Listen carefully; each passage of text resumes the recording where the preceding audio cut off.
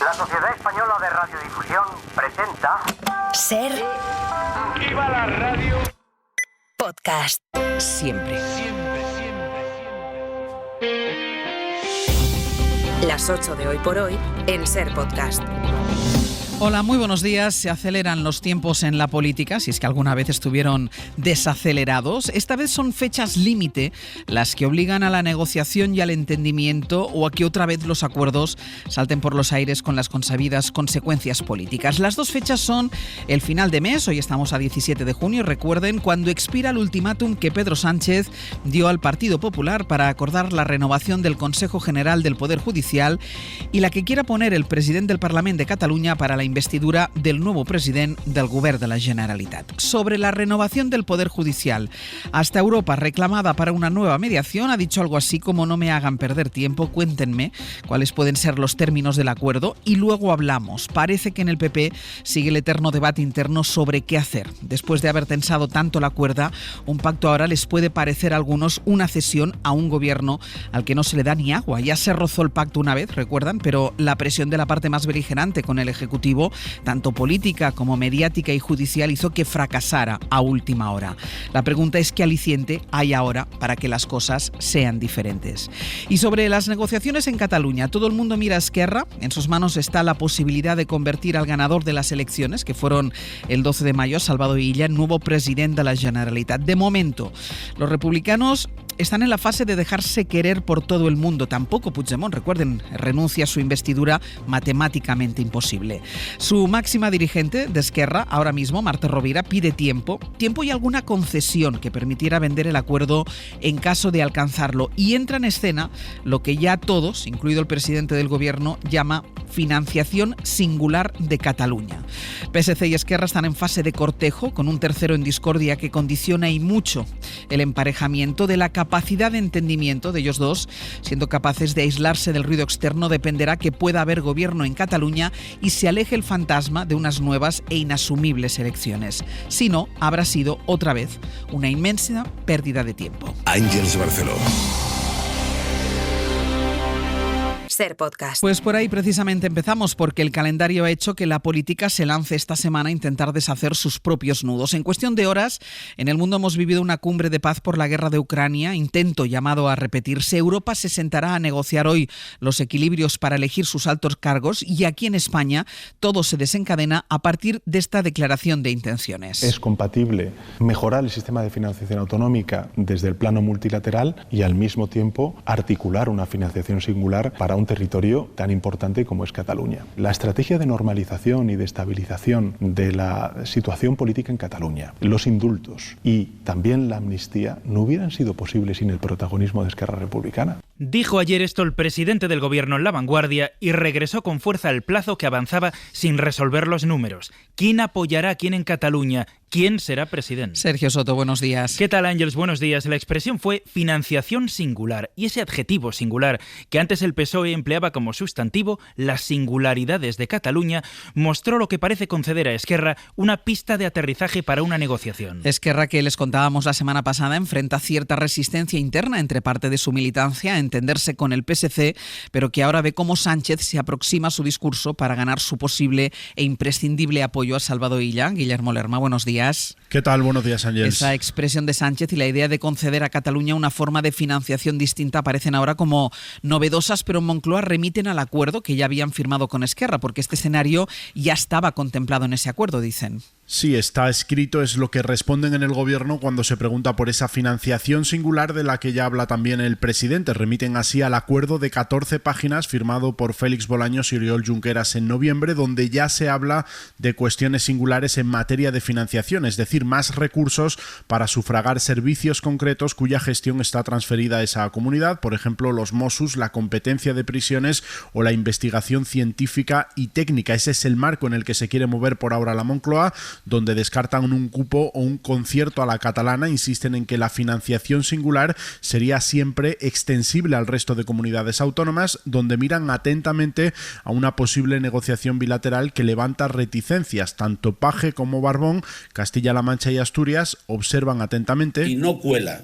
llamar singularidad a lo que es literalmente la búsqueda de privilegios. Miren, singulares somos todos. Tenemos todos que ver satisfechas las demandas de las comunidades autónomas para contar con mayor financiación, para prestar los servicios públicos, que yo estoy convencido que el Gobierno de España va a trabajar en esa línea. Asumiendo el discurso de la financiación singular, el Gobierno quiere por un lado cortejar a Esquerra y por otro dejar claro que si hace falta se remangará para desbrozar ahí ya el camino hacia su investidura. La Moncloa da por hecho que aunque será el PSC quien pilote las conversaciones, el Ejecutivo tendrá que implicarse de una u otra forma en esa negociación. Guilla, hasta luego.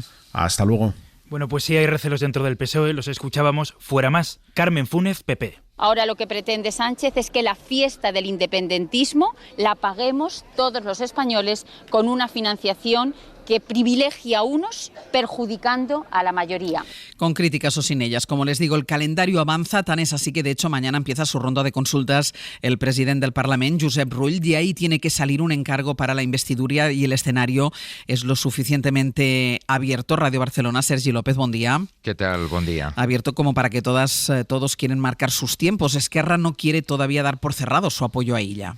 No, Esquerra mantiene una doble vía de negociación abierta con los socialistas, pero también con Junts, por si puede prosperar una candidatura de Carles Puigdemont. Lo cierto es que Puigdemont necesitaría de una abstención del PSC, además de recabar los apoyos del resto de grupos independentistas para ser presidente, y los socialistas han dicho por activa y por pasiva que no van a facilitar un govern presidido por Junts. Así las cosas, la única mayoría que suma es la del PSC, Esquerra y los comunes. Los socialistas y los republicanos han dicho que hablarán a partir de mañana, que es también cuando Josep Rull, el presidente del Parlament, llamará a las fuerzas minoritarias para explorar sus apoyos. El miércoles se va a reunir con Esquerra, con Junts y con el PSC. De ahí tendrá que salir un candidato a la investidura o bien una convocatoria de pleno sin candidato, que sea cual sea la situación, se hará el martes de la semana que viene y se pondría en marcha la cuenta atrás para repetir las elecciones. Sergi, gracias. A ti.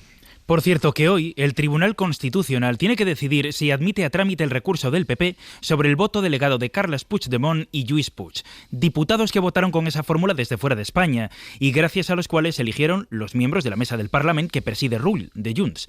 Como una sentencia ha anulado ese sistema, el PP quiere que se anulen esos votos. Es lo judicial que de nuevo aparece abrazado a la política y si esto hablamos del tema estrella, ya saben que es la renovación del Poder Judicial, que también tiene su propio calendario. Mariela Rubio, buenos días. ¿Qué tal? Muy buenos días. 2 semanas quedan de ultimátum que Sánchez mantiene hasta que termine junio y ahora la dirección del PP no se cierra por completo al pacto. Es cierto que rechazan que Sánchez les ponga plazos, pero hay voces internas que quieren acabar con esto y buscar una fórmula que permita renovar. La duda que surge dentro del PP es cómo explicar que pasan de toda la beligerancia a cerrar un pacto con quien acusan de asaltar el Poder Judicial. Sí, y esto es objeto de debate interno porque hay dirigentes, y tú lo mencionabas, algunos de ellos muy próximos a Feijóo, que consideran que es conveniente alcanzar ya un acuerdo. ¿Por qué? Porque la alternativa, dicen, es quedarse definitivamente al margen si el gobierno termina buscando una fórmula para renovar los hilos populares. El bloqueo ya no es táctico. El problema es que incluso esas voces reconocen la complejidad de explicar a las bases del partido que precisamente en este momento, con la amnistía y cuando el PP acusa a Sánchez de perpetrar un golpe contra los jueces, se llegue a un acuerdo con el PSOE. Y luego, claro, está el Aladura, que no oculta su oposición frontal a un pacto. Por tanto, para ese acuerdo, Ángeles Génova necesita vender a los suyos alguna victoria, por lo que esperan que el gobierno primero renuncie a los 15 días de plazo y, sobre todo, que se abra a estudiar alguna fórmula en la elección de los jueces que permita al PP salvar los muebles internamente. Es muy sospechoso que cuando el gobierno está rodeado con una agenda judicial de pronóstico reservado, que el presidente del gobierno ahora se le ocurra plantear un plan que es un plan de censura en toda regla. Se acabó. No hay más excusas. Aquellos que se vanagloriaban de controlar la Sala Segunda del Supremo por la puerta de atrás tienen que mover ficha, que si no se renueva a finales de junio se tendrán que tomar las medidas necesarias. Hablaban así Feijóo en La Razón y la portavoz socialista Esther Peña. Ambas partes creen que esta semana la comisaria europea, Věra Jourová, podría fijar un encuentro a 3. Hoy tanto Sánchez como Feijóo estarán en Bruselas, hay reunión de los 27 y también del PP europeo. Mariela, hasta luego.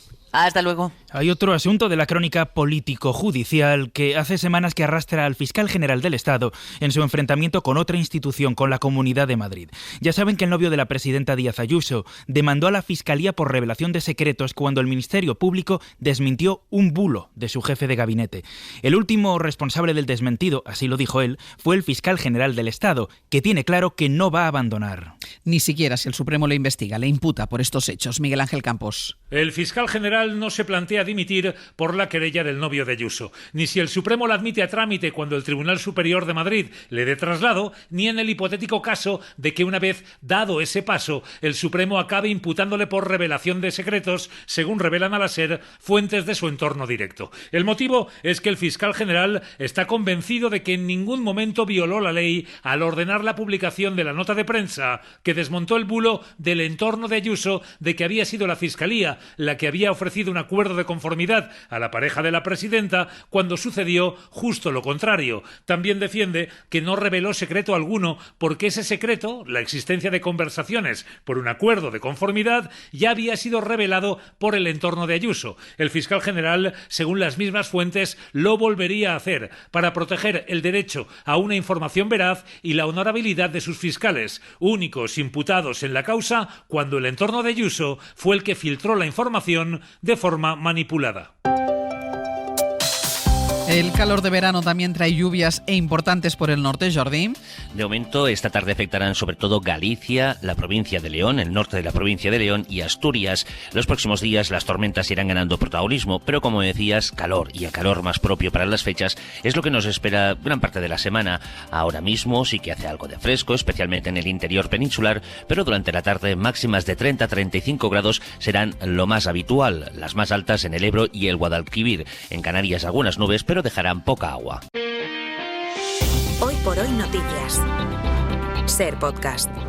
Les decía que hoy es también día de mucha actualidad internacional que pasa por las dos grandes guerras del momento y el avance de la extrema derecha. Hay un dato de España que conecta con algo de esto. El nuestro es el país de Europa que menos solicitudes de asilo admite y tramita. Estamos a la cola. Así lo recoge el informe de la Comisión Española de Ayuda al Refugiado que esta mañana les puede adelantar la SER. Nicolás Castellano, buenos días. ¿Qué tal? Buenos días. Sí, a pesar del incremento de las llegadas incluso a Canarias de colectivos procedentes de países en guerra como Mali, España sigue a la cola de la Unión Europea en el número de concesiones de protección internacional. Según el informe de SEAR, al que ha tenido acceso la cadena SER, baja 4 puntos y España apenas resolvió favorablemente el 12% de las solicitudes de asilo que se presentaron en nuestro país. El año pasado fueron 163.000 en un informe muy crítico con el Pacto Europeo de Asilo que da más alas a la extrema derecha. Señalan desde SEAR, el derecho de asilo en Europa está en grave peligro. Ahora mismo, el Estado que menos asilo concede de toda la Unión Europea, incluso Polonia y Hungría dan más reconocimiento de protección internacional,